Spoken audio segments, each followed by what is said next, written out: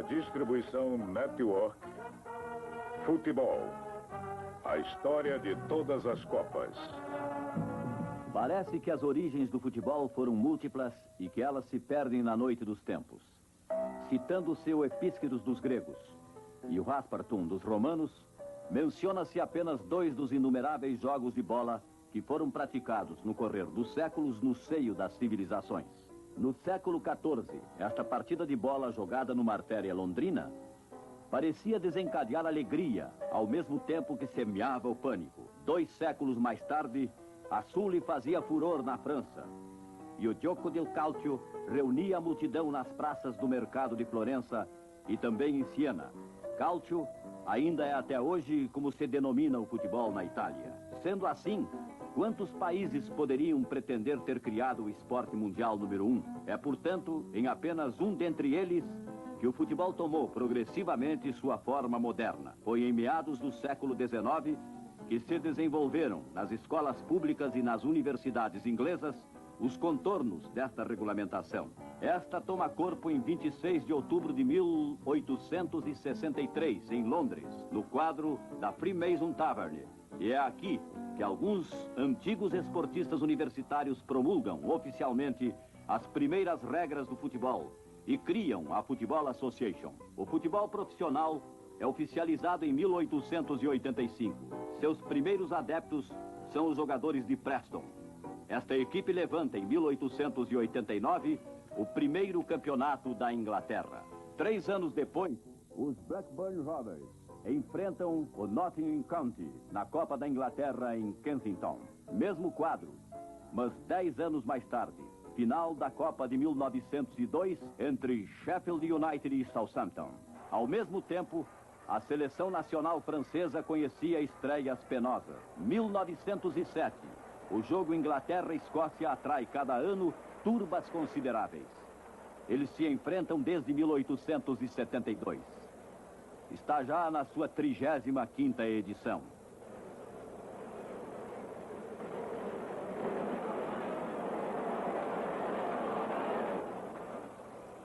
Uma multidão considerável também para os jogos dos campeonatos ingleses, como este de Newcastle e Bradford, jogado em 1910.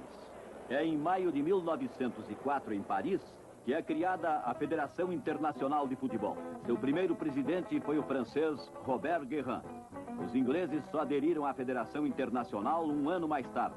E foi um deles, Sr. Wolfall, que foi eleito presidente em 1906. Um francês, Sr. Gilles Rimet, será seu sucessor em 21 e exercerá seu mandato por mais de 30 anos. Foi sob seu impulso e o de Henri Delaunay que nasceu e tomou seu caminho o projeto de uma competição mundial. Este projeto foi aprovado em fins de maio de 1928 pelo Congresso da FIFA e é o Uruguai, no Congresso de Barcelona em maio de 1929, a quem a FIFA confia a organização da primeira Copa do Mundo. Para o apoio de sua candidatura, a pequena República Sul-Americana apresenta 2 argumentos de peso. Aspecto esportivo, sua equipe nacional havia ganho brilhantemente o torneio dos Jogos Olímpicos de Paris em 1924. Depois, 4 anos mais tarde, o de Amsterdã. E além do mais, naquele verão de 1930, o Uruguai vai festejar o centenário de sua independência e o seu campeonato do mundo vai dar um atrativo a mais àquelas festividades nacionais. Mas em 1930, Montevidéu era longe. Em 21 de junho, em Villefranche, os futebolistas belgas, franceses, rumenos e iugoslavos embarcam no Conte Verde.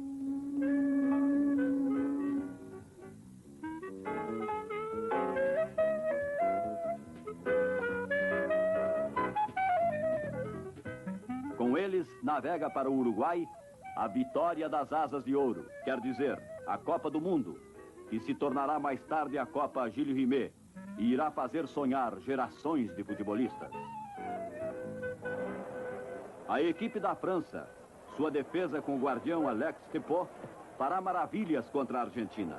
Ela perderá apenas por 1-0.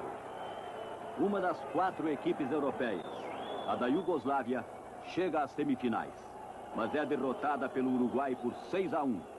E em 30 de julho é a grande final, Uruguai e Argentina.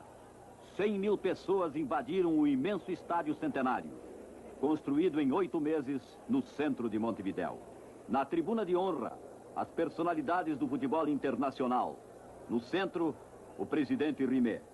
Podem ver que neste verão de 1930, a moda era chapéu de feltro claro. Os futebolistas uruguaios entram no gramado. Seu prestígio é considerável. Seu centroavante, Héctor Castro, tem a reputação de melhor do mundo. Característica particular é que ele é maneta. Os argentinos, estes sonham com a revanche. O árbitro é Jean Langeny, nacionalidade belga, mas porte bem britânico. Os dois capitães, José Nassassi pelo Uruguai e Manuel Ferreira pelo lado argentino. As duas equipes dominam alternativamente. É a do Uruguai que irá marcar primeiro. No 12º minuto, tendo marcado esse gol, o ponta-direita Dourado. Pouco depois, é o ponta-direita argentino que empata. Ele é de origem francesa e chama-se Carlos Pelselli.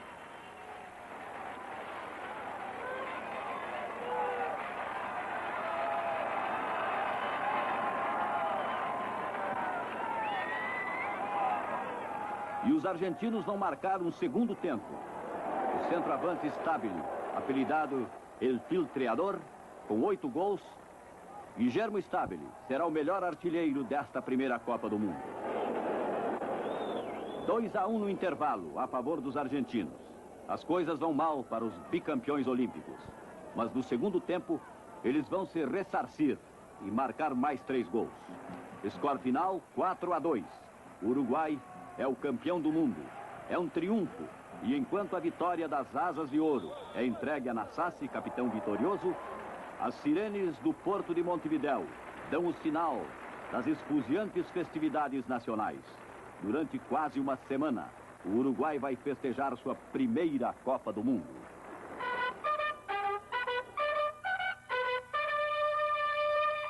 Estamos em 10 de junho de 1934, em pleno regime mussoliniano, no estádio do Partido Fascista em Roma. Aqui vai se desenrolar o epílogo da segunda Copa do Mundo. O Uruguai não veio defender seu título. Argentinos e brasileiros enviaram equipes de segunda classe. Os jogos são realizados finalmente entre concorrentes da Europa continental, menos os ingleses, sempre descontentes com a FIFA. A final vai ser disputada pelas equipes da Itália e da Tchecoslováquia. Todas as duas são qualificadas pela energia, principalmente os italianos. O estádio del Partito ferve como um caldeirão. No seu camarote, atapetado em púrpura, Benito Mussolini. Durante quase 3 horas, 50.000 fanáticos vão aclamar sua paixão. Sob as ordens do árbitro sueco Eklund, os dois capitães são os dois goleiros, Giampiero Combi e Francisco Planica. Na equipe italiana, os dois pontas, Guaita e Orsi, são o que chamam de oriundi, quer dizer, que jogaram anteriormente na equipe argentina, como aliás o centromédio Luigi Monti, visto que nas finais de 1930 em Montevidéu, Monti usava a camisa argentina. É um defensor implacável. Entre estes dois finalistas, que se conhecem bem, desenrola-se uma grande disputa de temperamentos, que o árbitro sueco terá, às vezes, alguma dificuldade para controlar. É o confronto de dois estilos. A fúria italiana, ardente e vigorosa contra a ciência consumada, fria e calculista dos tchecoslovacos. No domínio da brutalidade, estes têm uma sólida reputação, mas de cada lado há magníficos futebolistas. Monselio, Ferraris, Meazza, Ferrari, Svoboda, Subotica, Nejedli e muitos outros. Ora Combi, ora Planica são perigosamente alertados. Mas é apenas 20 minutos antes do término que o guardião italiano é surpreendido por um tiro de Pucchi, o ligeiro ponta-esquerda tchecoslovaco. Um silêncio glacial desce sobre o estádio del Partito. 50.000 partidários suplicam liberalmente por um empate. E será um clamor delirante, uma verdadeira explosão vulcânica que agitará a multidão quando, com 85 minutos de jogo, o ponta-esquerda Orsi marcará o tento libertador.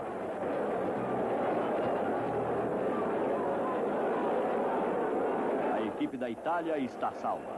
E logo o notável Planica irá mergulhar inutilmente com um tiro de Schiavio, o centroavante de Bolonha. A esquadra azzurra ganhou sua Copa do Mundo numa euforia coletiva inacreditável. Do seu camarote, Mussolini, braço direito levantado, saúda a multidão. Este sucesso dos futebolistas italianos, ele toma como seu triunfo pessoal. No gramado, Vittorio Pozzo, o commentatore, o técnico nacional, é derrubado pelas demonstrações de seus jogadores.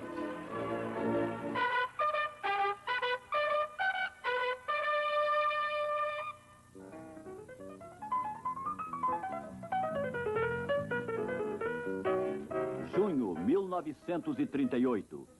Paris acolhe a fina flor do futebol internacional por ocasião da terceira Copa do Mundo. A Europa já está agitada pelas primícias de um segundo conflito mundial. A anexação da Áustria por Hitler arrasta a equipe alemã pura e simplesmente os melhores futebolistas austríacos. Mas para estes híbridos é o fracasso. Na oitava de final, a valorosa equipe suíça colocou a Alemanha em xeque com um tento. 2 dias mais tarde, um outro jogo se realizava no Parque dos Príncipes e no primeiro tempo, 2-0 para a Alemanha. Mas os jogadores helvéticos vão resistir. Um gol de Wallachek, um outro de Bickel, empate. E aí então é que o extraordinário líder do jogo, Trello Abegian, por 2 vezes vai atravessar a defesa alemã. Os suíços levam a melhor, 4-2, e é uma das sensações do primeiro turno. Na oitava de final, em Estrasburgo, brasileiros e poloneses vão se defrontar numa partida épica. 6-5 a favor do Brasil ao término de 120 minutos de emoções fortes. A partida se desenrolou em parte sob chuva torrencial. O futebolista mais popular do Brasil, Leônidas, cognominado Diamante Negro, no decorrer deste jogo memorável, marcou 4 gols. Aliás, como seu adversário polonês, o colosso louro Wilimowski. Sim, mas os poloneses serão eliminados. Domingo, 12 de junho, no estádio de Colombe. 60 mil espectadores incentivam a equipe francesa contra a Itália. Mas para ela, a partida de estreia é catastrófica. No 7º minuto, com um centro do ponta-direita italiano Colausi, o guardião francês de Lortot é enganado pela trajetória da bola. É o primeiro gol. Mas no segundo tempo, o oportunista centroavante romano, Silvio Piola, marca o segundo gol. Os franceses não realizarão sua vontade, ganhar a Copa do Mundo no seu país. Em Bordeaux, o reformado estádio Velódromo acolhe na quarta de final Brasil e Tchecoslováquia. Aqui um horror. A partida transforma-se num sórdido ajuste de contas. Ao término deste episódio lamentável, nenhum resultado positivo. 1-1. A partida será novamente disputada 2 dias depois. E os brasileiros com nova equipe, com Leônidas no comando do ataque, ganharão de 2-1, graças a Deus, num clima menos perigoso. Em Marsella, Brasil e Itália vão se enfrentar na semifinal. Persuadidos do sucesso, os brasileiros se perdem em floreios estéreis. Num deles, Romeu marcará um gol no final da partida. Mas antes, a Itália havia feito 2. Colausi, depois Meazza, este de pênalti.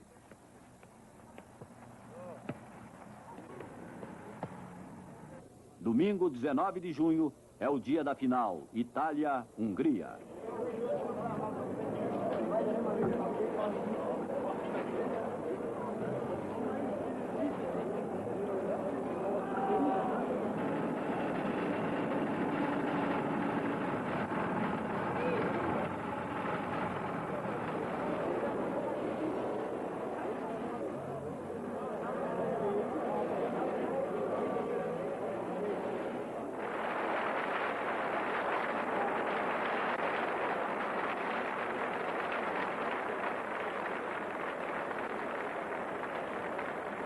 Senhor Albert Lebrun, presidente da República, presente a esta final.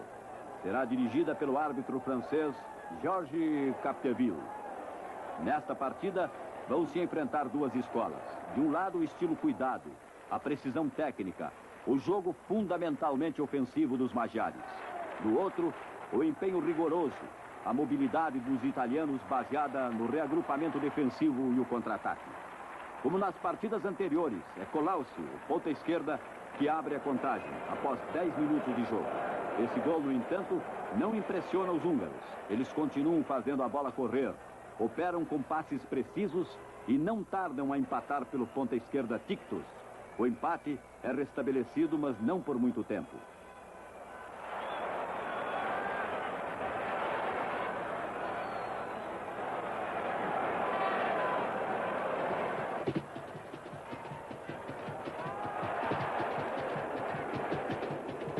Agora é o Bolle do Piola, que faz o segundo gol italiano. O segundo gol italiano logo seguido de um terceiro por Koláusi, sempre ele. Intervalo 3-1. No entanto, os futebolistas húngaros vão continuar no mesmo ritmo. Seu elegante capitão, Jorge Sarósi, marcará ainda um segundo gol. Mas a esquadra azurra está alerta. Ela aumentará novamente o placar para 4-2 graças ao inevitável Piola. Pela segunda vez consecutiva, a Itália ganha a Copa do Mundo. Para o seu animador, o comandatore Vittorio Pozzo, é um triunfo pessoal. Perfeitamente organizada pela Federação Francesa, esta terceira versão da prova mundial foi um grande sucesso popular e financeiro.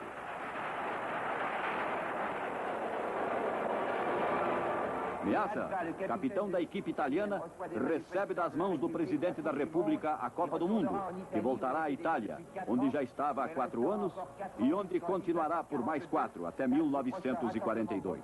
Data do próximo encontro mundial dos futebolistas de todas as nacionalidades e de todas as raças.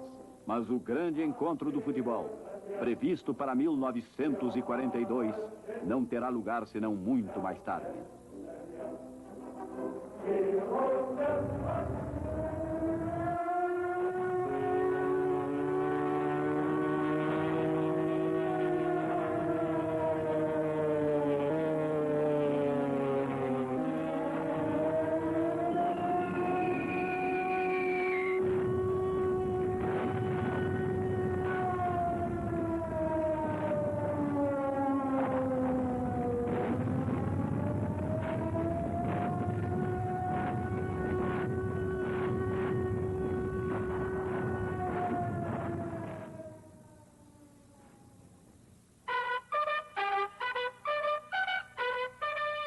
12 anos se passaram após o triunfo de Colombo. Em 15 de junho de 1950, outros futebolistas italianos desembarcam em São Paulo. Sobre seu barco branco, repousa a sombra da grande equipe de Torino, aniquilada há um ano na catástrofe aérea de Superga. A equipe italiana será eliminada ao término do primeiro turno. Ela detinha o título mundial desde 1934. Pela primeira vez, o futebol inglês vai adquirir prestígio na Copa do Mundo. Mas em 28 de junho à noite, os rádios transmitiram uma notícia extravagante. Em Belo Horizonte, a equipe dos Estados Unidos derrotou a da Inglaterra por 1-0. Rio e seus esplendores majestosos. Do alto do Morro do Corcovado, o Cristo, certamente, irá abençoar a equipe brasileira. Por que não? Aqui, o futebol é tudo. Uma enorme proeza social e uma religião. Durante as 3 semanas da Taça do Mundo, o povo da rua participará intensamente, dia e noite. Vai cantar, dançar, vai viver para e com a sua equipe. Maracanã, o maior estádio do mundo. 220 mil pessoas irão aí se aglomerar no dia do jogo Brasil e Uruguai. Desde a estreia do torneio mundial, que aí se trabalha dia e noite. Seus acessos são vastos canteiros de obra. Classificada para a final, a equipe brasileira, aqui mesmo no Maracanã, é erguida para a hegemonia do futebol. Com 3 dias de intervalo e cada vez dentro da exaltação de 175 mil espectadores frenéticos, as duas equipes rivais europeias são varridas. Diante da Suécia, 7-1, 6-1 contra a Espanha. Diante do estupor de seu imenso público, a equipe brasileira vai perder completamente sua apoteose. No momento da final, Danilo, Zizinho, Ademir e Jair perderam suas asas de futebolistas de sonho. Nervosos, contraídos, eles se arrastam no mesmo campo de suas recentes explorações. Pouco depois do intervalo, Friaça, o ponta-direita, mesmo assim vai conseguir um gol. Mas em lugar de estimulá-los, esta vantagem corta um pouco mais as pernas dos brasileiros. E eis que, amedrontados por este avanço laboriosamente adquirido, os grandes senhores da ofensiva vão prender o jogo. Mas esta equipe está mal armada por suas tarefas terra a terra. Diante dela, os uruguaios lutam pé a pé, obstinadamente. E eis que seus atacantes começam a forçar a defensiva brasileira. Com 65 minutos, o hábil driblador Juan Schiaffino vai marcar o gol de empate. Agora, sob o imenso Maracanã, desce uma nuvem cinza de inquietude. Cessam os fogos. Um sopro de pânico varreu o cheiro de pólvora. Nem tudo está perdido, no entanto, pois que é um único ponto e é o suficiente para os brasileiros. Pois bem, eis que a 79 minutos, um jovem moreno, rude, vivo e saltitante, o ponta-direita, Ria, marca um segundo gol para o Uruguai. Então, os gritos de alegria de alguns milhares de uruguaios turvam com dificuldade o silêncio glacial que desce sobre o estádio. Maracanã está desolado. Todo o Rio, todo o Brasil, toda a nação brasileira chora.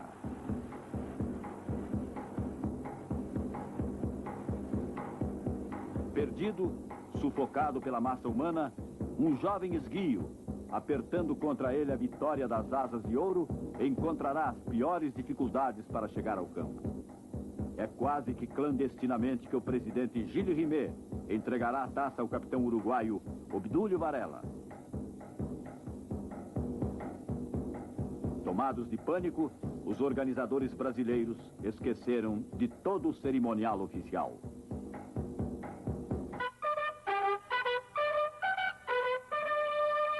É na Suíça que irá se realizar a 5ª Copa do Mundo, de 16 de junho a 4 de julho de 1954. Para designar as 8 quartas de final, as 16 equipes qualificadas foram repartidas em 4 grupos. Nós assistimos aqui a um jogo do grupo 2, Alemanha e Hungria, disputado em Basileia, no estádio São Jacó. Lá onde havia férrea, ocupa o lugar de tribuna suplementar, um pouco insólita. Ao término do primeiro tempo do jogo, os húngaros ganham de 3-1. É normal, dizem, mesmo porque a equipe alemã não chegou primeiro. Os húngaros, na verdade, são os grandes favoritos desta Copa do Mundo. Invictos há 4 anos, seus atacantes desfizeram inteiramente, há 8 meses, a defesa inglesa em Wembley. Seu lema, virtuosidade mais eficácia. É o que se comenta nas tribunas do estádio de São Jacó, enquanto as vedetes húngaras retornam aos vestiários no intervalo.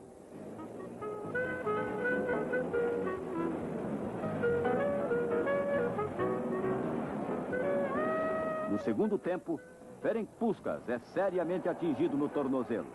Pergunta-se se a Copa do Mundo não está encerrada para ele. Avalanche de gols de parte a parte, score final Hungria 8, Alemanha 3.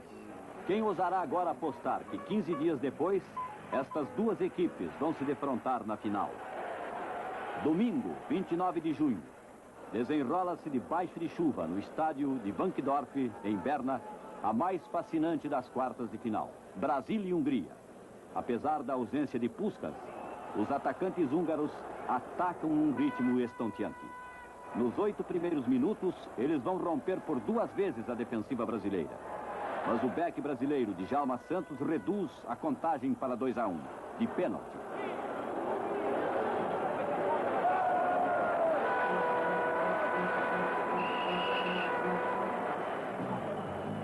Após o intervalo, novo pênalti.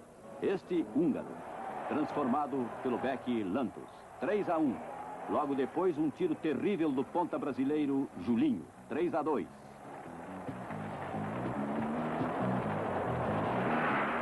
No gramado, a excitação atinge o auge. Faltas graves de ambos os lados.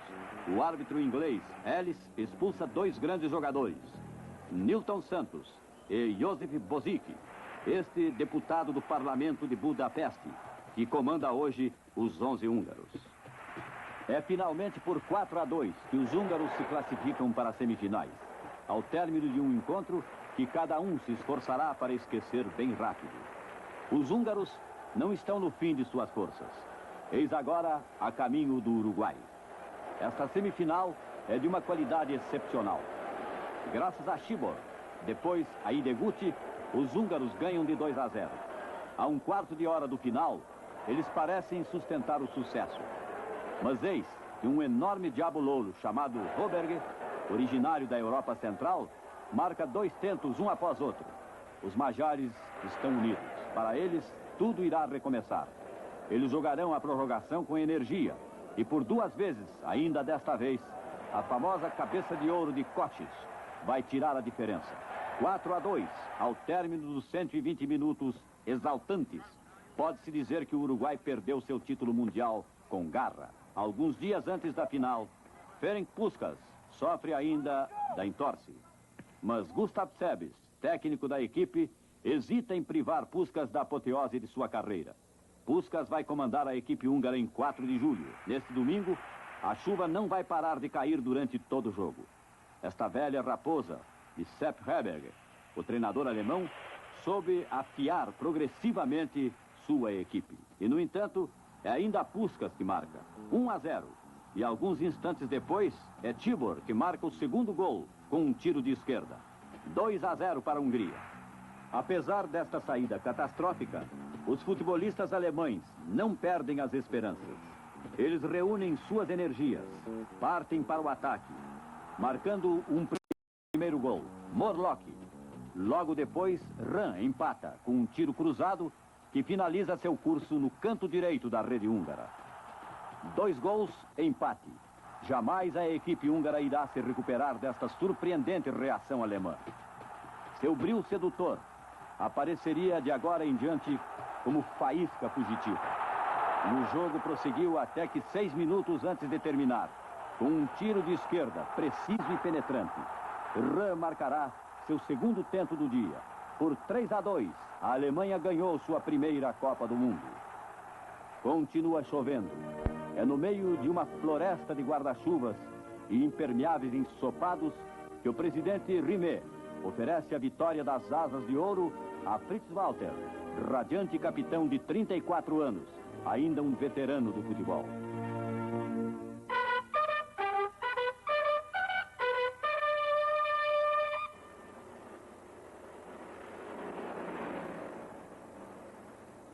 Em 8 de junho de 1958, na presença do rei Gustavo Adolfo, desenrola-se em Rasunda, Stadium de Estocolmo, a cerimônia de abertura da 6ª Copa do Mundo. Um dos encontros deste primeiro dia, Inglaterra e União Soviética. No gol soviético, a imensa e felina silhueta negra, o guardião Yashin, considerado como o melhor do mundo. Aqui, no entanto, em dificuldade.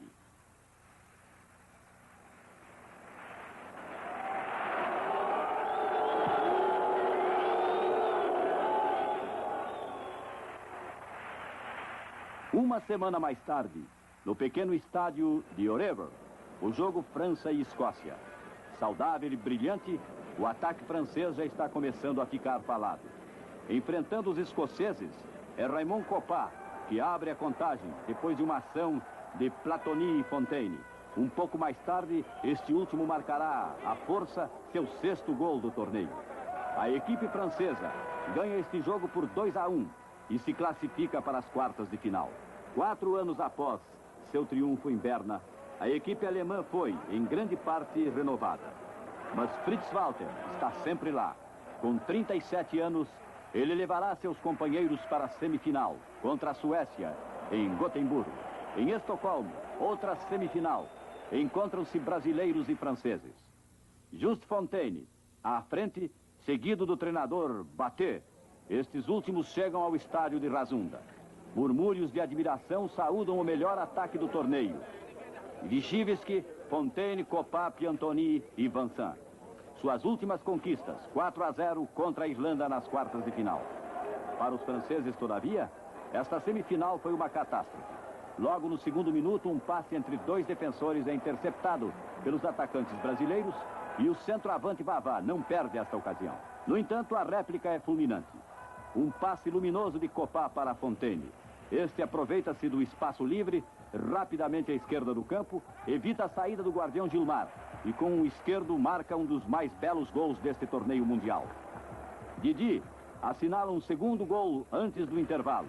Depois, no segundo tempo, o guardião francês, Abeg, será vencido mais 3 vezes por um jovem prodígio de 17 anos, Edson Arantes do Nascimento, Pelé, mais conhecido pelo nome de Pelé em todo o mundo. E Antony reduzirá o placar para 5-2. Os franceses são derrotados. Ocuparão o 3º lugar na Copa do Mundo. Total de 23 gols, em que 13 foram feitos por Just Fontaine. Até este dia, nenhum outro futebolista conseguiu este total numa única Copa do Mundo. Domingo, 29 de junho, final Suécia-Brasil no estádio de Rasunda. Assim que o árbitro francês, Maurice Guiguet, libera as duas equipes, os suecos se lançam à luta com vontade. O gramado está espesso. Os brasileiros não gostam nada disso. Os atacantes suecos não são estreantes. Henry, Gren, Lidholm e Skoglund são profissionais de grandes clubes italianos. Lidholm avança no 5º minuto em direção ao gol de Gilmar e marca um gol espetacular. É a primeira vez desde o início da competição que os brasileiros perdem a invencibilidade. No 9º minuto, Garrincha, o ponta das pernas tortas e do drible irrefutável, oferece a Vavá a bola do empate. 25 minutos depois, mesmo cenário. Garrincha pega a bola, passa para Vavá. O guardião Svensson é derrubado pela segunda vez.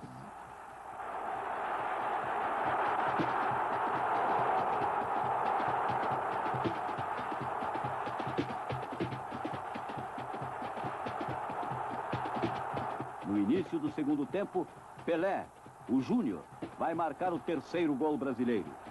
Ele ainda não é o rei, mas já é o pequeno príncipe do futebol. Esta final, para ele, é o jogo da alegria. Ele teria pago para jogar. Por 5-2, o Brasil ganha a sua primeira Copa do Mundo. E com que garra. Esquecidas as lágrimas do Maracanã, com uma ovação unânime, o grande público do estádio de Rasunda confunde os vencidos, seus compatriotas e os vencedores. Não são as cores brasileiras que Gilmar, Zagallo, Garrincha e Nilton Santos carregam triunfalmente, mas sim uma imensa bandeira sueca. E enquanto seu capitão, o Deraldo Luiz Bellini, parece voar para o céu com a vitória das asas de ouro, para o jovem Edson Arantes do Nascimento, Pelé, é a festa, sempre a festa.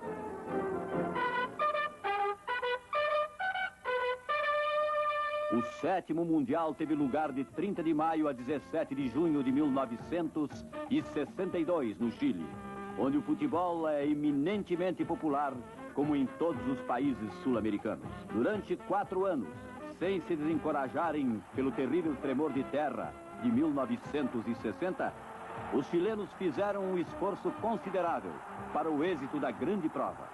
Estamos aqui em Arica, um pequeno porto situado perto de 2.000 quilômetros ao norte da capital, Santiago. Trata-se de um jogo do Grupo 1, Iugoslávia e Uruguai. Eflúvios de excitação e violência já flutuam no ar desta 7ª Copa do Mundo. Incidentes os mais sérios se desenrolam no Estádio Nacional de Santiago durante o jogo Chile e Itália. Aqui, as duas equipes perdem completamente a cabeça. Um clima de motim, atiçado por 50.000 espectadores irritados, que o indulgente árbitro inglês, Aston, tentava inutilmente controlar. Nós reencontramos os brasileiros para a 1/4 de final contra a Inglaterra. Pelé lá está, mas como espectador. Uma semana antes, uma lesão séria na virilha o colocou fora de combate para o resto da prova. Felizmente, o Brasil tem outros fenômenos. Garrincha, por exemplo. No primeiro tempo, ele marca de cabeça num córner de Zagallo.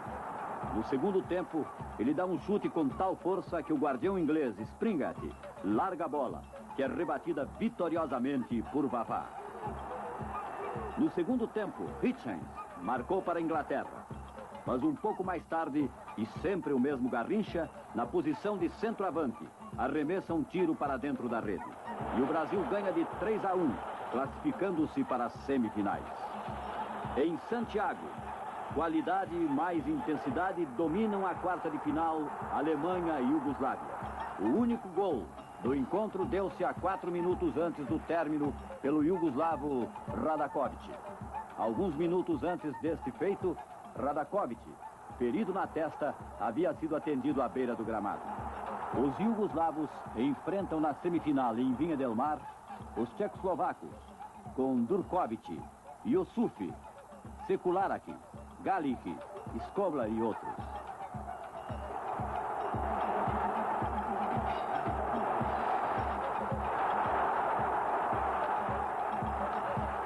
Aqui o resultado de 3-1 em favor dos tchecoslovacos foi obtido com merecimento. Nestas circunstâncias, tanto os iugoslavos como os húngaros encontraram uma equipe tchecoslovaca muito defensiva, num jogo recuado, e depararam sobretudo com um guardião tchecoslovaco sensacional, William Šroj, sem dúvida o melhor do torneio.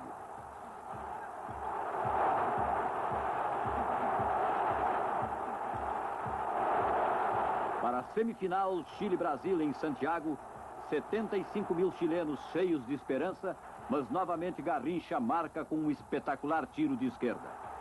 Um pouco mais tarde, ele rebate com a cabeça um córner batido por Zagallo.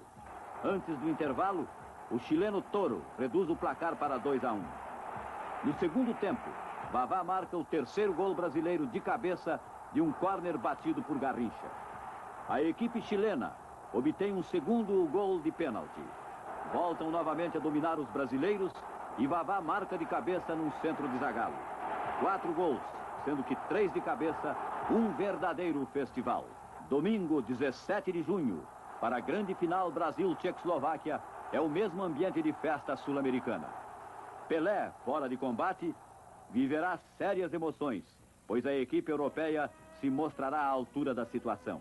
Os tchecoslovacos abrirão, no entanto, a contagem, após 15 minutos de jogo, graças ao notável chute de Masopust, lançado em profundidade pelo ponta Pospical. Réplica brasileira fulgurante.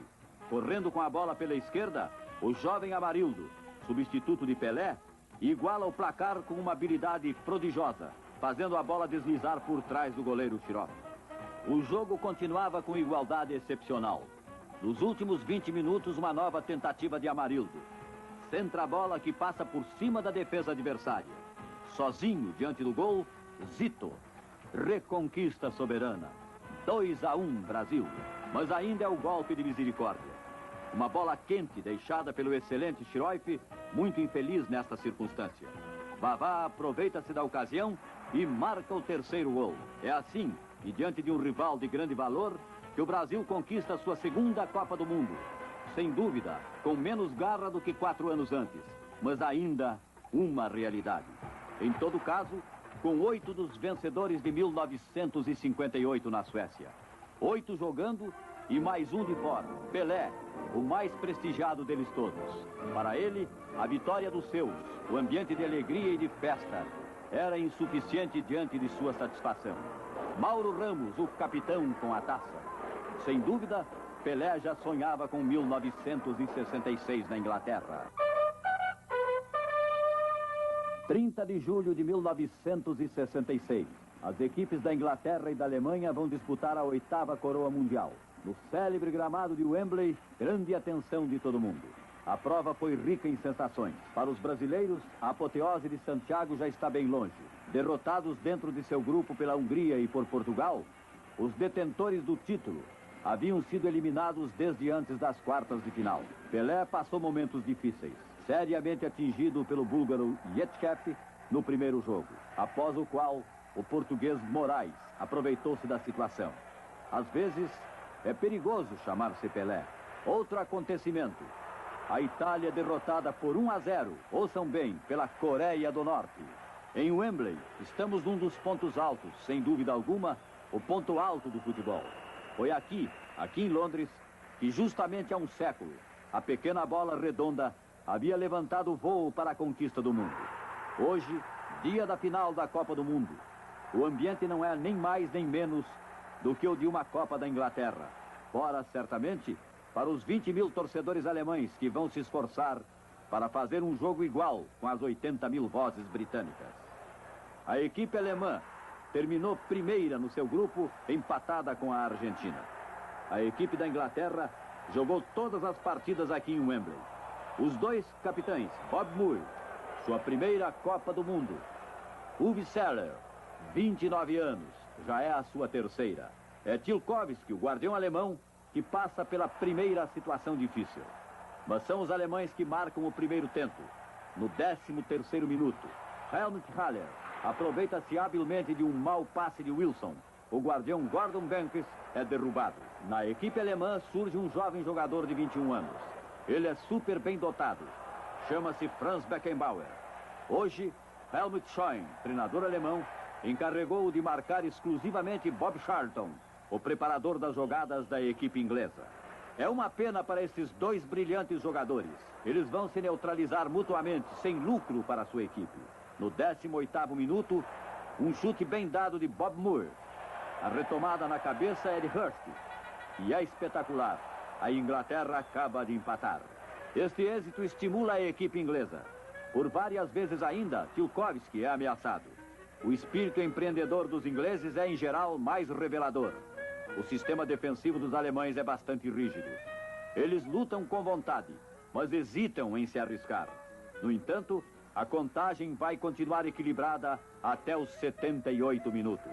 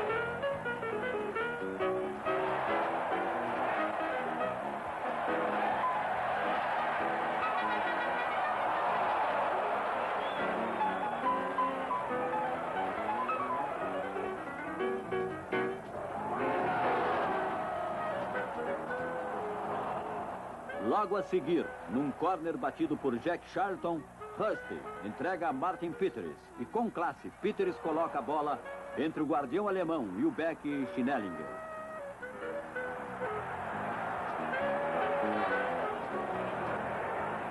Restam apenas 12 minutos de jogo. Para toda Wembley, a Inglaterra já ganhou sua Copa do Mundo. A menos que os alemães não tivessem preparado uma surpresa. Eis a surpresa. No último minuto de jogo, um lance contra Jack Charlton, uma tomada do robusto Weber, uma tentativa desesperada de Gordon Banks. A bola está no fundo da rede inglesa. Bob Moore interpela o árbitro. Põe mão na bola de Schnellinger, mas o Sr. Dinstein não dá ouvidos. Ele concorda com o gol e aponta para o centro do campo. Ele apita o fim da partida. Pela primeira vez desde 1934, a Copa do Mundo vai ser disputada na prorrogação. 100º minuto, minuto decisivo. Alan Ball alertou Hurst, deslocado para a posição de centroavante, bem de frente a Tilkovski. Ele teria tido tempo de colocar seu tiro, o grande Hurst, mas não, ele prefere insistir na jogada. Um verdadeiro tiro do centroavante inglês. A bola passa sobre o travessão, volta ao jogo. Magnífica rebatida de Weber. Corner. Não, gol, diz o árbitro. Protestos enraivecidos dos alemães, mas inúteis.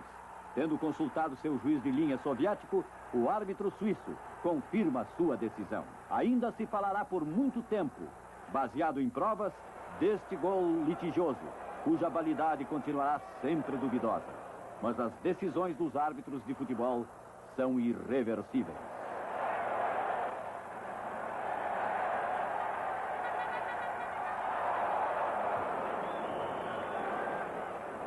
E é finalmente por 4-2 que ganha a Inglaterra.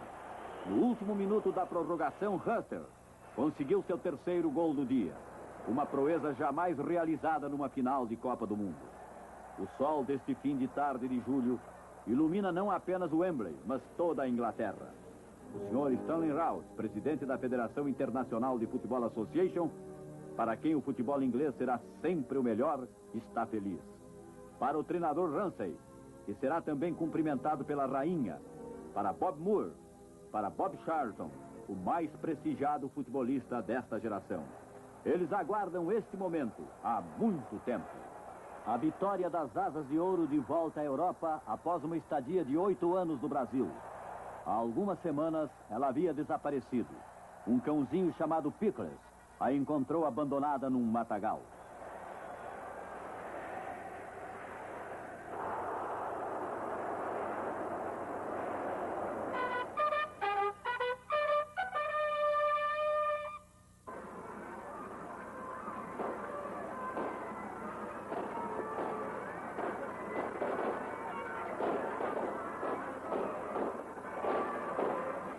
México, Estádio Azteca. As audácias majestosas de sua arquitetura de vanguarda, o esplendor de seus inumeráveis coloridos cintilando ao grande sol do México. A agitação incessante de uma multidão exuberante, apaixonada. É aqui que irá se desenrolar a maior parte dos grandes momentos desta memorável Copa do Mundo de 1970, onde mais de 1 milhão de telespectadores não se esqueceram das peripécias.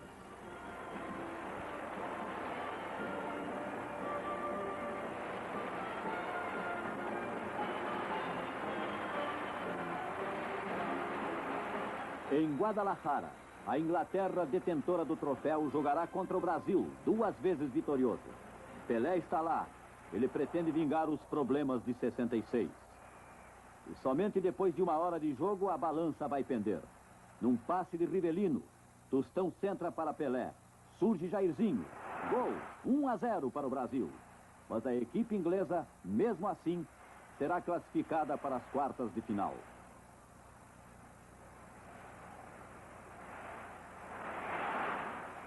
É uma quarta de final de uma rara intensidade que os futebolistas ingleses e alemães vão se defrontar em Lyon. Após meia hora de jogo, com um cruzamento do Beck Newton, Nullery e Martin Peters marcam para os ingleses 2-0. Restam 20 minutos de jogo quando, num centro de Grabowski, Franz Beckenbauer reduz a diferença para um só gol. Ainda restam 7 minutos de jogo quando Uwe Seeler, 33 anos, quarta Copa do Mundo, consegue o empate das equipes, 2-2. Os ingleses estão literalmente aniquilados, principalmente o infeliz guardião Peter Bonetti, o substituto de Gordon Banks.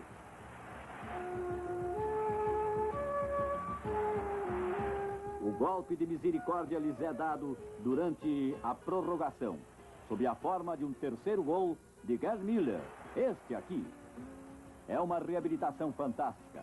É também, para os futebolistas alemães, uma bela revanche da final de 66 em Wembley. E é, sobretudo, a classificação para as semifinais. Mas em matéria de emoções fortes, vamos ver mais na semifinal Alemanha-Itália. Lembrem-se, 14 de junho, 100 mil pessoas no Estádio Azteca. Itália 1-0, graças a Bonicenha.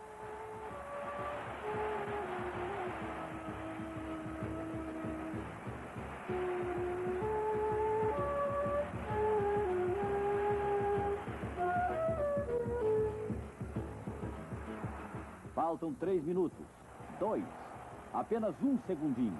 E é aqui que Karl Schnellinger surgiu de sua defesa como um desesperado, dando ânimo novamente à sua equipe.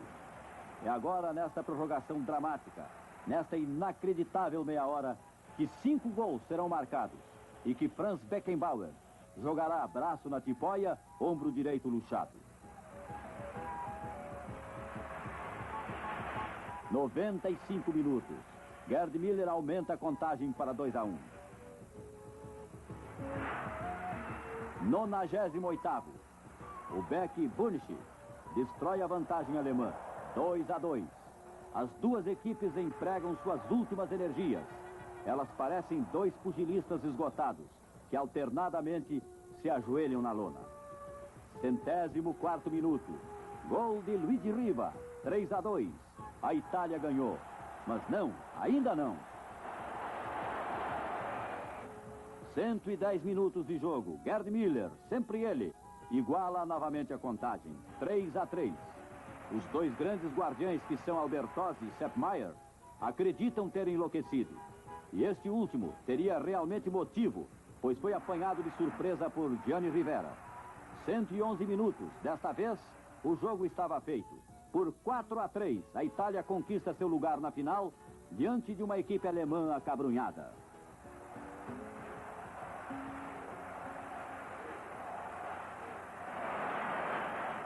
A final, Brasil e Itália. Uma festa suntuosa de futebol. Barulho, cores, agitação, canções. A festa da América Latina. Um público enorme, comprimido, excitado, composto de 90% de mexicanos agitando freneticamente bandeirolas brasileiras. Ao contrário da Itália, o Brasil ganhou sua semifinal sem grande dificuldade. 3-1 sobre o Uruguai. Aqui, os italianos estarão, segundo a tradição, preocupados sobretudo com a segurança defensiva. Eles desconfiam terrivelmente da extrema habilidade brasileira na arte do ataque. 16 minutos. Com o jogo preparado por Tostão e centro de Rivellino, a habilidade de Pelé ultrapassa a do italiano Burnichi. E é o primeiro gol.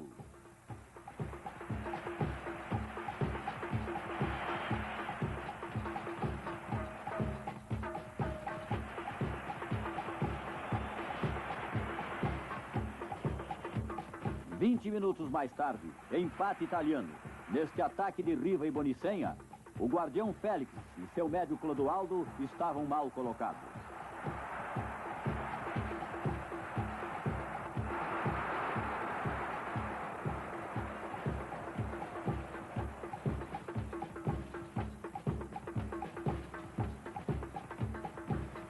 Há 12 anos atrás, Edson Arantes do Nascimento, o Pelé, havia ganho sua primeira Copa do Mundo em Estocolmo. Ele é atualmente o Rei Pelé, e esta final irá mostrá-lo sob seu melhor aspecto como jogador fora de série.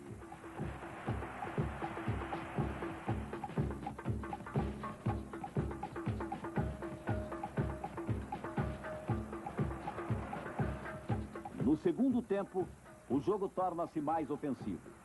Nervos à flor da pele, sobretudo ao lado italiano, o árbitro da Alemanha Oriental, Sr. Glockner, torna-se mais atento.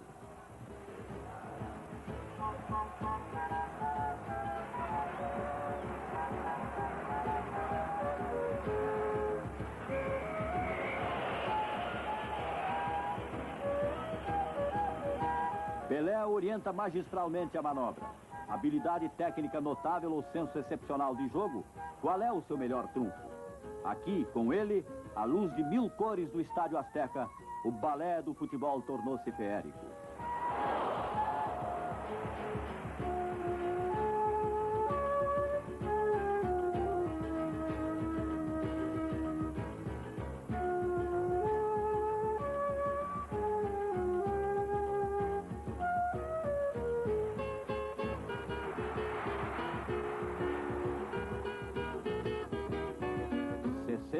Minutos. Trabalho preparatório notável de Everaldo e Jairzinho. A bola chega a Gerson. Tiro de esquerda. Bem trabalhado. É o segundo gol brasileiro. A partida estava garantida. 71 minutos. Aproveitando um passe de Gerson, é Jairzinho que marca o terceiro gol brasileiro. E depois, 3 minutos antes do apito final, o melhor. Clodoaldo, um drible devastador. Jairzinho, Pelé. Pelé sentiu se aproximar por trás Carlos Alberto. Num passe sutil, a bola passa aos pés do capitão brasileiro. É o quarto gol. É uma terceira vitória na Copa do Mundo, suntuosa e coroada de êxito.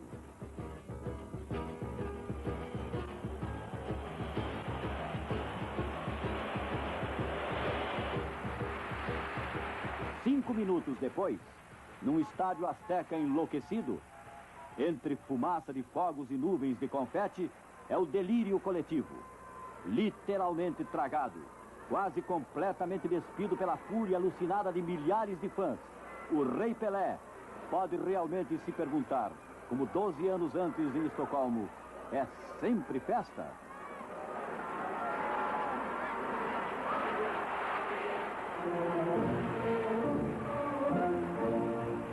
Rodeado de futebolistas brasileiros, Carlos Alberto agitará triunfalmente a pequena vitória das Asas de Ouro.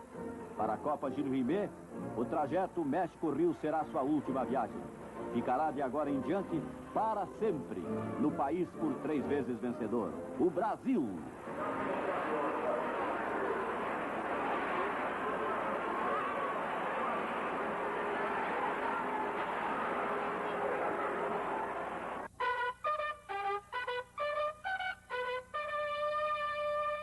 Em 1974, perto de 2 milhões de espectadores são esperados nos estádios da Alemanha Federal. E é no gramado da Arena Olímpica de Munique que será disputado um novo troféu. Este é em ouro maciço, pesa 5 quilos, custou à FIFA 20 mil dólares. O florescente futebol alemão ocidental estreia contra o Chile. Valejos fará um único gol, um gol contra, de um chute do bek alemão Breitner. Os futebolistas australianos são amadores, mas oferecerão, no entanto, uma boa resistência aos alemães.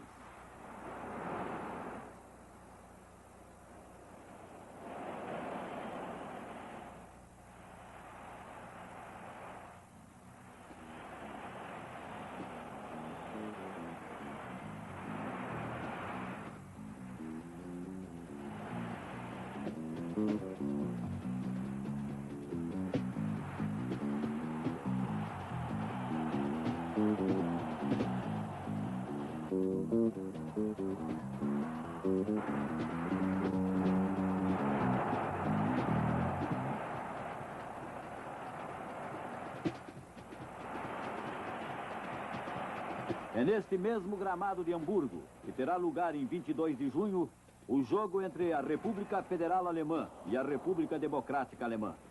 O atacante da Alemanha Oriental vai repelir bruscamente Fuchs e Beckenbauer. A equipe da Alemanha Oriental vai se dar conta do prestígio, da mesma forma que o primeiro lugar do grupo.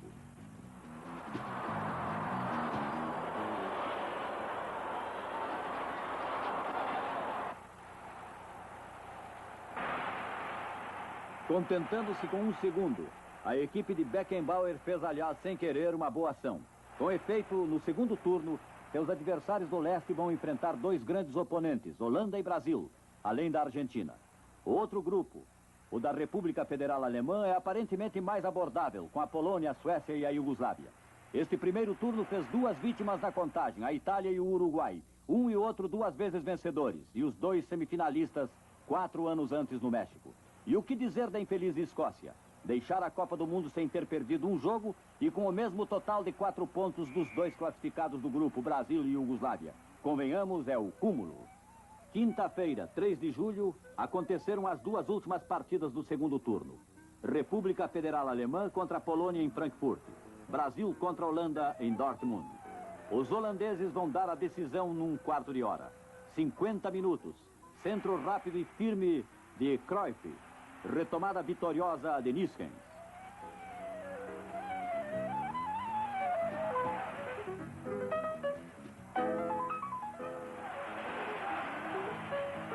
...67 minutos.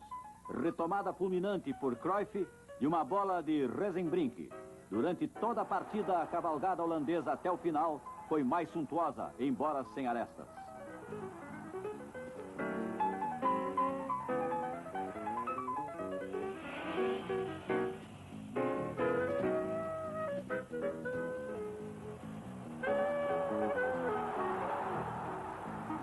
Assim que entram no gramado olímpico, Johan Cruyff e seus companheiros têm apenas alguns milhares de torcedores nas tribunas. Mas diante de pequenas telas no mundo inteiro, milhões de espectadores estão com eles. A equipe alemã vai ser encorajada por 80 mil compatriotas. Ela teve a ascensão mais laboriosa há 3 dias, num gramado ensopado como estava o de Frankfurt. Os poloneses a haviam feito sofrer antes que Gerd Müller salvasse a situação. Ah, que magnífica Copa do Mundo fizeram os poloneses, ganhando 5 partidas de 6 e terminando em terceiro à frente dos brasileiros. Mal o árbitro inglês, Sr. Taylor, dá início à partida Cruyff já sai voando. Bola no pé, ele ganha de todo mundo em rapidez. Vogt surge como um desesperado. Um pênalti no primeiro minuto de uma final da Copa do Mundo. E um pênalti batido por Niskens é gol certo. Será que os holandeses já ganharam a coroa? Dizem alguns que eles começaram a perdê-la. Esta estreia fulminante lhes tirou toda a tranquilidade, lhes virou a cabeça. Aquele futebol limpo e impetuoso que fez deles os favoritos transformou-se agora em brutalidade. Mas com os alemães não adianta. E agora em diante, são eles que vão dar o tom. No 25º minuto, o ponta esquerda, Rosenbrink, é desequilibrado por Jansen. É o segundo pênalti do dia. 1-1. No momento, os companheiros de Beckenbauer estão se esquivando. Eles terminam este primeiro tempo a toda pressa. 2 minutos antes, Gerd Müller, o arrematador titular, surge num cruzamento de Banhoff. É o segundo gol da equipe alemã. É o gol decisivo. A contagem 2-1 não mudará mais.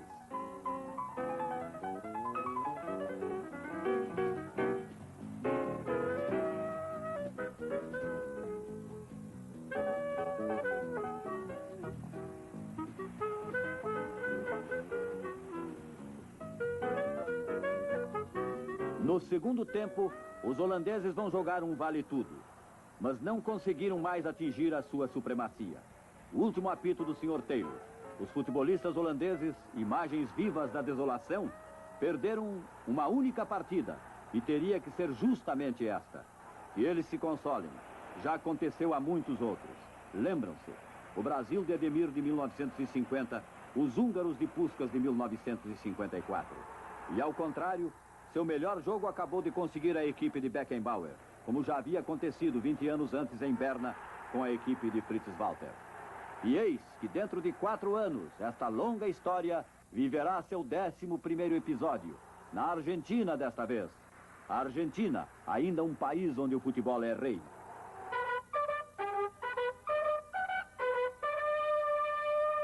Apesar das críticas levantadas aqui e ali sobre a lentidão da preparação, apesar das suspeitas sobre a perfeição dos trabalhos, apesar do clima político argentino, apesar das ameaças de boicote vindas de diversos países europeus, a cerimônia de abertura da 11ª Copa do Mundo teve lugar na data prevista. Em 1º de junho de 1978, no monumental estádio do River Plate, 76 mil espectadores, entusiasmados, aplaudiram as evoluções de milhares de rapazes e moças de Buenos Aires. Jogo França-Itália em Mar del Plata. Desde o início, o ponta francês Didier toma a esquerda. Ele centra. Bernard Lacombe recebe de cabeça. Lança a bola em direção ao gol de Dino Zoff. E marca assim o primeiro gol desta Copa do Mundo. 40 segundos de jogo e a equipe da França pensa que todas as esperanças lhe são permitidas. Mas no 29º minuto, Calcio, o ponta italiano, pega a bola na cabeça. Ele a vê bater na trave. Paulo Rossi rebate. Empate. Daí para diante, a partida está praticamente perdida para a França. Eles estão desorientados, mal conduzidos, os jogadores franceses. Jean-Paul Bertrand deve ser subjugado mais uma vez. Zagarelli, que acaba de entrar no gramado, marca com efeito o segundo gol. Este do sucesso italiano. 2-1. Cada Copa do Mundo traz sua carga de surpresas, de revelações e de decepções. Surpresa, o comportamento da equipe do Peru. Era considerada antiquada. Ela se revela ao contrário, viva e audaciosa contra a Escócia, notadamente.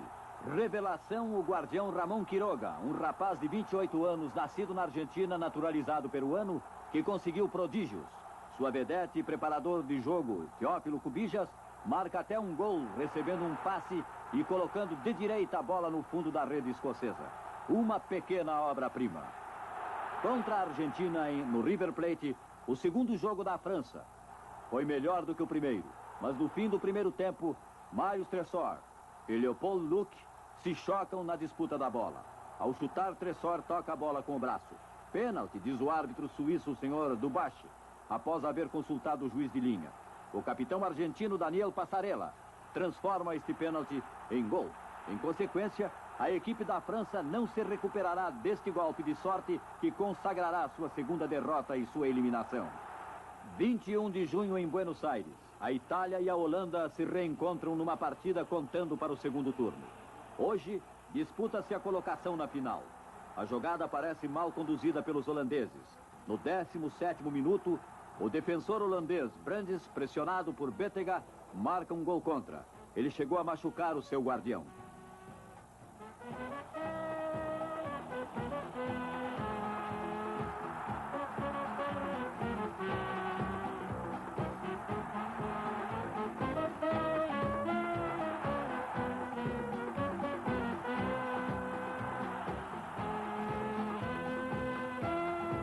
Após o intervalo, Brandes, para se retratar da imperícia, lança um tiro terrível de 25 metros. Empate.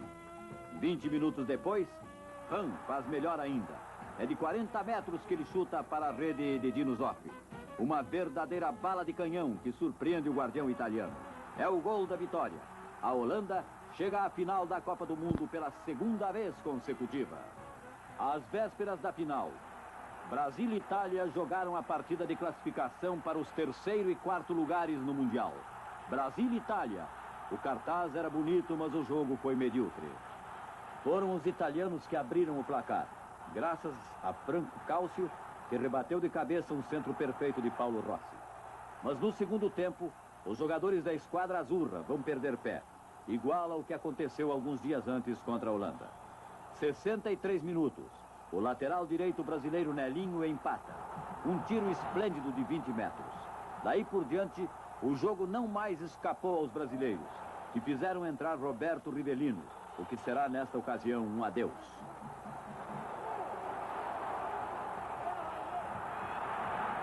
Sete minutos após o gol de empate, Dirceu, o melhor jogador brasileiro do Mundial, vai derrubar Dino Zoff pela segunda vez. Ele o fez com um tiro de longa distância. Mais uma vez, 2-1. O Brasil termina então terceiro colocado na Copa do Mundo sem ter perdido uma só partida. 25 de junho em Buenos Aires. O estádio do River Plate está cheio até transbordar. 78 mil espectadores vão comungar no final com 11 futebolistas de camisa azul e branca, objeto de seu amor e de sua paixão. Depois de 21 de junho, depois que em Rosário os jogadores argentinos humilharam os peruanos por 6-0, dirão alguns que, facilitados pelos adversários, a seleção nacional da Argentina conquistou seu lugar na final. A Argentina está em festa. Jamais anteriormente, salvo talvez no Brasil, viu-se uma multidão encorajar sua equipe de futebol para o sucesso com tanto fervor. Não foi uma grande final, mas um encontro duro, onde o preparo físico para a brutalidade tomou muitas vezes o lugar do talento e da beleza do jogo. O guardião argentino Filiol foi o grande artesão do sucesso de sua equipe. Logo de saída, um tiro de Johnny Rep. Foi no 37º minuto que a Argentina abriu a contagem, por Mário Kempes, a vedete da equipe, que recebendo um passe de Luque, atira a bola nas redes holandesas. 1-0 no primeiro tempo.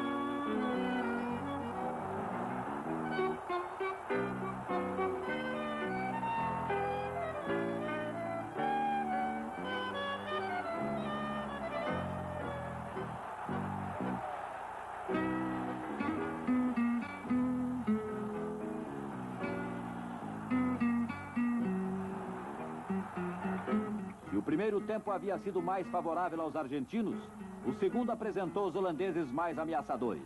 Foi assim que, com 81 minutos de jogo, René van der Kerkhoff centrou da direita. Naninga, que substituiu Rep no intervalo, retomou a bola na cabeça e colocou as duas equipes empatadas. 1-1.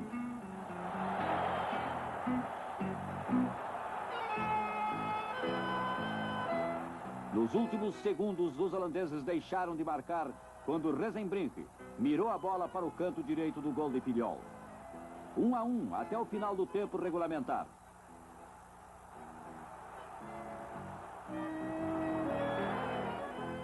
Era preciso recorrer à prorrogação.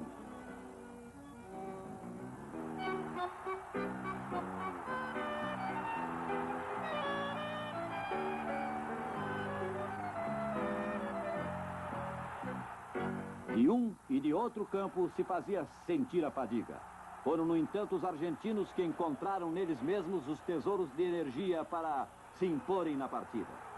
2 novos gols virão sancionar a derrota holandesa. O primeiro por Mário Kempis, o melhor goleador do torneio, com 104 minutos de jogo.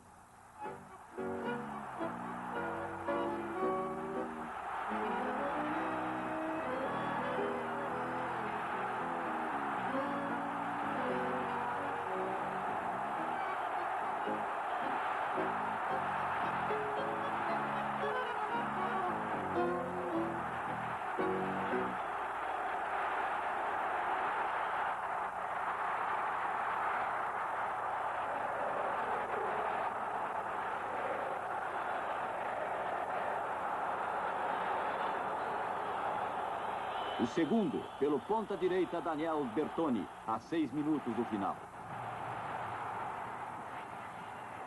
3-1, a vitória da Argentina já estava garantida. Era para o treinador César Luiz Menotti a hora do triunfo e também do alívio. Os jogadores de camisa azul e branca, ébrios de alegria por terem oferecido ao povo argentino o mais belo presente. Presente este, com que eles sonhavam desde a final perdida contra o Uruguai em 1930. 48 anos depois, a Argentina havia conseguido ganhar sua Copa do Mundo.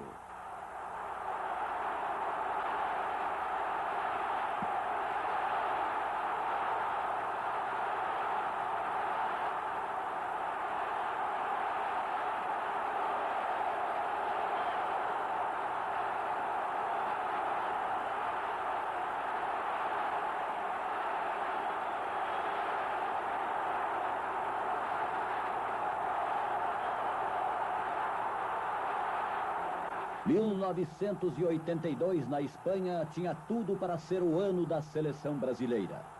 Preparados por Tele Santana, nossos jogadores formaram um time que maravilhou o público, desde sua primeira vitória contra a Rússia.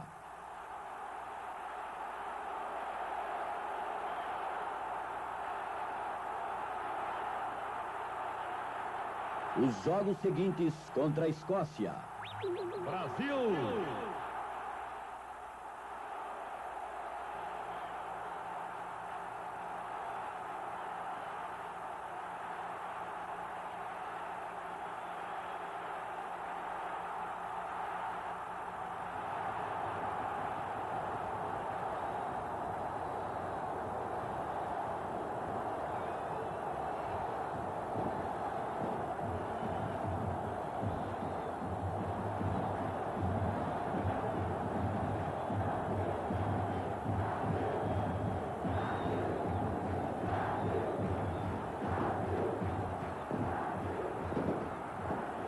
Nova Zelândia.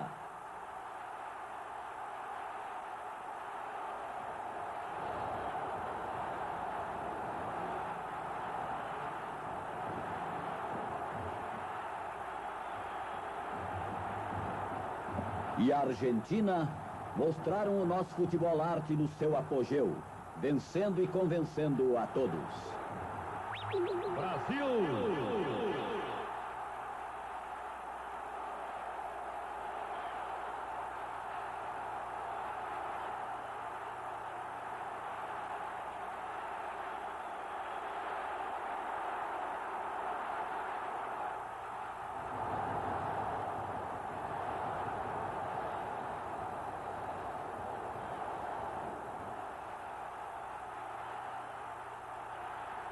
Até que veio o jogo contra a Itália, onde uma combinação fatal de nossa autoconfiança, enfrentando uma enorme garra do adversário, fez com que nos despedíssemos da Copa com um melancólico 3-2, que deixou o Brasil atônito. E a Copa de 1982 acabou vencida pela Itália, uma zebra que fez por onde merecer, ganhando uma memorável decisão frente à Alemanha. Futebol, paixão dos povos. alegria das massas. Hoje, como há mais de 50 anos atrás, um esporte que de 4 em 4 anos, em algum lugar do mundo, faz o seu encontro principal, reunindo as maiores equipes de sua época, numa sensacional Copa do Mundo, das quais apresentamos neste filme alguns de seus melhores momentos. Futebol. A história de todas as Copas. Distribuição Network. Narração Luiz Mendes. Versão brasileira Telecine.